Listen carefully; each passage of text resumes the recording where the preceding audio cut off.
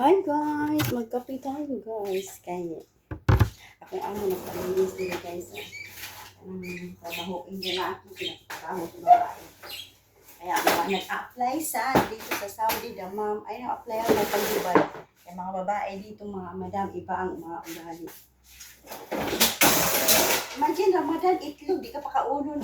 Baka na maubos ang isang tray. Hindi ka na ang tatay. O ngayon, ang dami namin itlog kaya ang tatay isang pipili, isang tray, dadambak. Sabihin niya, huwag kayo masyadong kuha ng itlog. My God, pati itlog guys. Hindi na yun namin sa Pilipinas, mahatan na lang itlog. Kahit mahal, di ba mahal? Sila Ramadan dito, grabe.